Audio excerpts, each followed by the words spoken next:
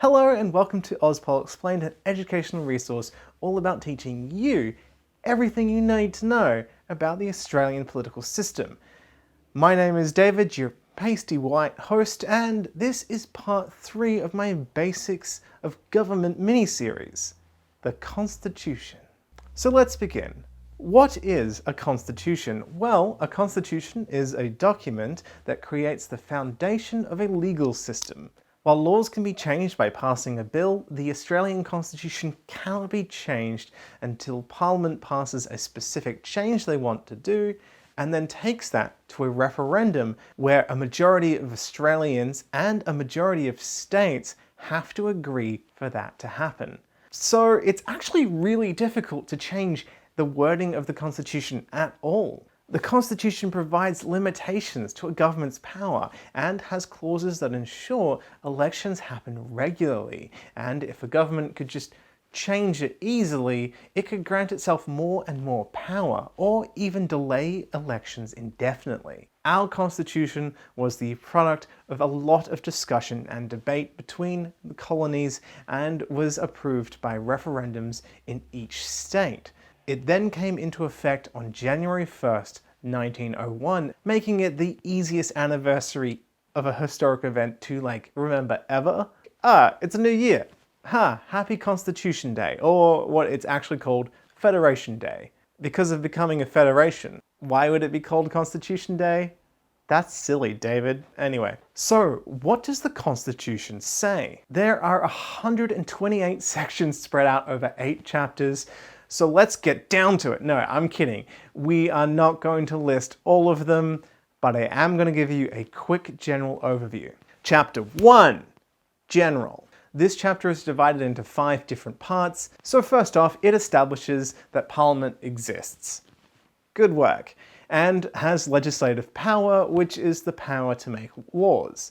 It also goes over the powers of the Governor-General, like, for example, calling when Parliament will sit. Part 2 and 3 are rules for the Senate and the House of Representatives, like the frequency of elections, how to fill an empty seat if someone dies or quits, and eligibility criteria.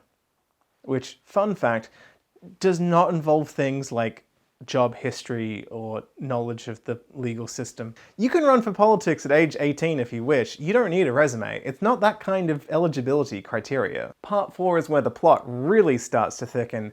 It's about rules that apply to both houses, which has things like the right to vote in section 41, and section 44, which has all the different ways a person becomes ineligible to sit in Parliament, like holding dual citizenship, or committing a crime with a jail sentence of a year or longer, if they're bankrupt, or have a conflict of interests in a business, or have committed treason. So remember kids, if you want to run for Parliament one day, you should not commit treason.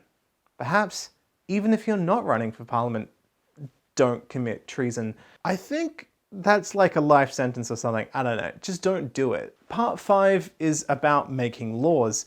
It's really important. Section 51 has a long list of topics that are responsibility for the federal government, such as taxation, citizenship, immigration, railways, pensions, marriage, and currency, among many other things. Like lighthouses, which my friend and script supervisor Alex says I'm contractually obliged to mention. Are you happy, Alex? Section 51 mentions lighthouses. It's the federal government. It's the federal government's responsibility to make sure laws about lighthouses exist. Anyway, so the Governor-General is granted the power to give royal assent to bills to make them law. Also, hey, fun fact, this gets glossed over, but Section 59 gives the Queen the ability to just undo any law she wants within a year of its passing. Just...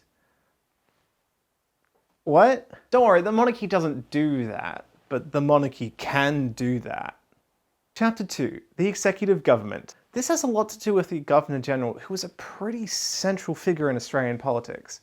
I have a longer video all about the Governor-General, you should check it out. But in the meantime, basically, the Governor-General is the representative of the Queen of England, and is in charge of giving executive approval to laws, as well as appointing ministers, and is also in charge of the military. The Prime Minister isn't the highest position in the Australian government. The Prime Minister is mentioned in the Constitution as many times as, say, unicorns, or ice cream, or Academy Award winner Nicolas Cage, which is to say 0 times, which is, again, less than the amount of Academy Awards than Nicolas Cage has for being the best actor. The Governor-General has the power to approve or reject bills, though conventionally has accepted any bill that has been given majority approval by Parliament. This section mentions the Governor-General acting in council, which has generally been interpreted that the Governor-General doesn't act except on the advice of Parliament, generally. So, even though the Governor-General is a higher authority than anyone in Parliament, they're not going to interfere and go against what the government says, usually. We all know that that kind of didn't work in 1975 when Gough Whitlam was dismissed, but that's for a different video. Chapter 3, the Judicature. The word Judicature is a fun, difficult word that means things to do with justice, judges, etc., and I sure hope I am pronouncing it right. This section covers things like appointing judges. What a surprise, which is done by the Governor-General in Council. It also states that High Court judges retire at age 70, which is a rule that was added later in by a referendum, because previously they just got super old and then eventually too infirm to do the job. This chapter also covers the power and jurisdiction of the High Court. The High Court is the final court of appeal in Australia and also an interpreter of the Constitution. So if the government decides to make a law that contradicts an element of the Constitution, the High Court can reverse that law. This has been an issue with the government in years prior, like Liberal Prime Minister Robert Menzies. He once tried to alter the Constitution by referendum to ban the Communist Party of Australia, after his attempt to legislate it out of existence was thrown out by the High Court. The referendum failed, as do pretty much most of them. The High Court also covers things like maritime jurisdiction, treaties, lawsuits on behalf of the Commonwealth, and issues between states and residents of states. Chapter 4, Finances and Trade. Oh yeah, Section 81, Consolidated Revenue Fund. Now it's getting really thrilling, am I right? This section is to do with money, if you couldn't have guessed already. It has lots of big technical words that are sometimes difficult to pronounce, like remuneration.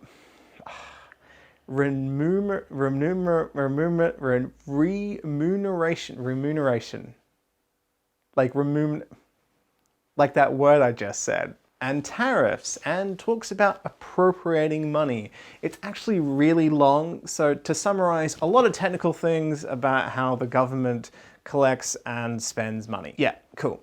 You can read it yourself, by the way. You can read it all by yourself, and I'm sure you'll find it thrilling. 2 key things to take away from it. There are no tariffs between states. That means trade is free, so you can't farm bananas in WA and then charge an import tax to cross it over the border into South Australia. This was a key element of the Federation movement that worked to unite the colonies into Australia as we know it under the Commonwealth, and thus created the federal government. Becoming a federation got rid of interstate tariffs and gave border powers to the federal government. Another important thing, money can't be spent from the Treasury without an appropriation bill. And that cannot be done except for a bill originating in the House of Representatives and cannot be amended by the Senate.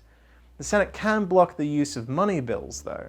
So that's a pretty fundamental part of how the government works, and a key difference between the 2 chambers. Also, Chapter 4 says that the federal government can't restrict the state's right to usable use of rivers for conservation or irrigation.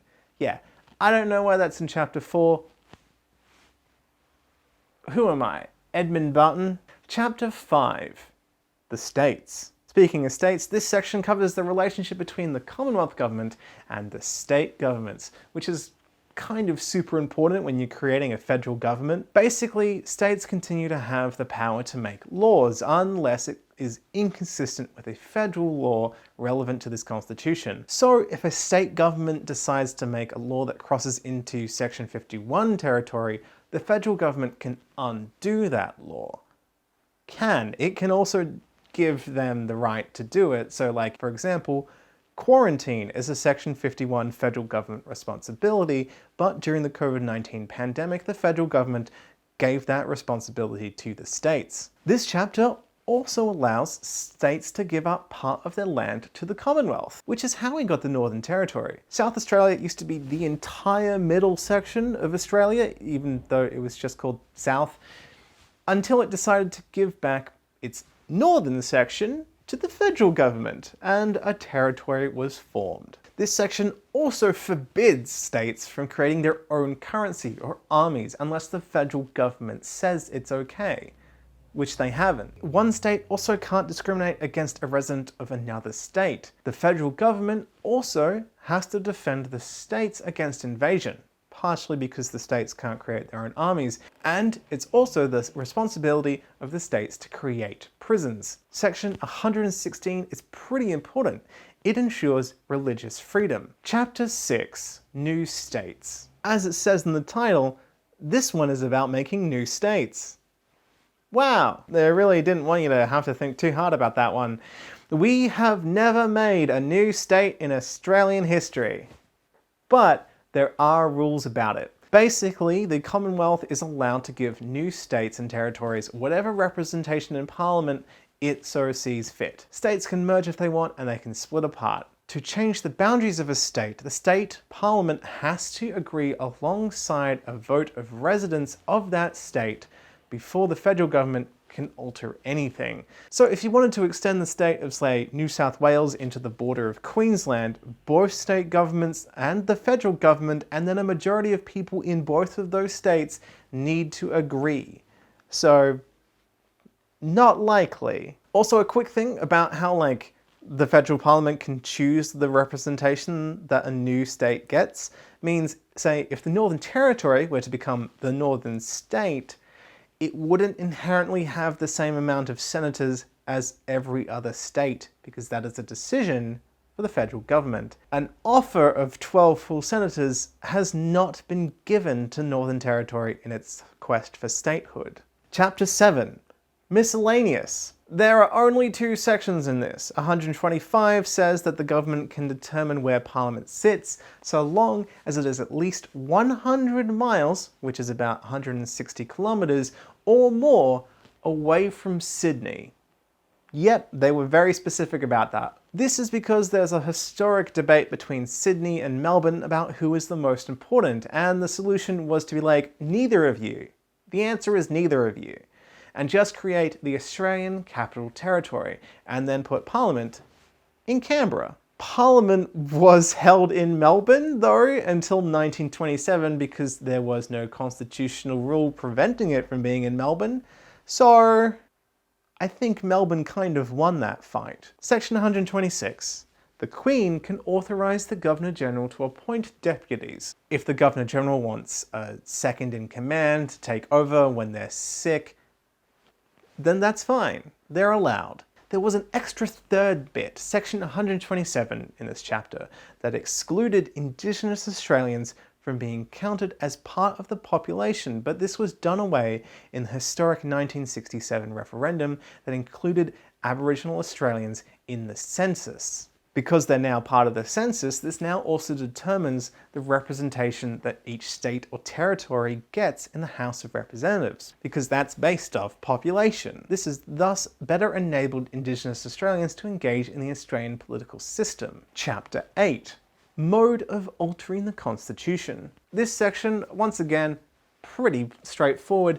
It is how to change the wording of the Constitution. If you remember, I said at the start, was by a referendum. There's a whole step-by-step process with clauses in it for certain specific circumstances, but the basic summary is that first a parliament has to vote on a bill with a specific wording for the change.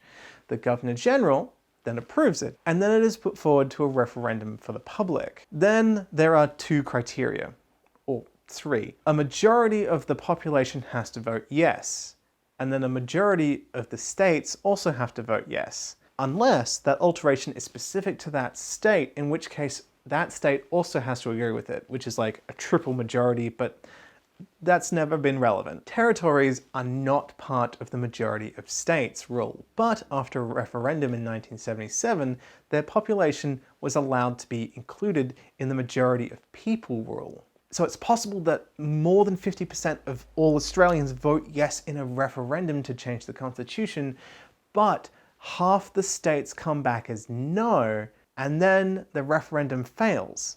Because of this, we've only had 8 successful changes to the constitution as of this video. That's 44 referendums in 120 years, and only 8 have succeeded.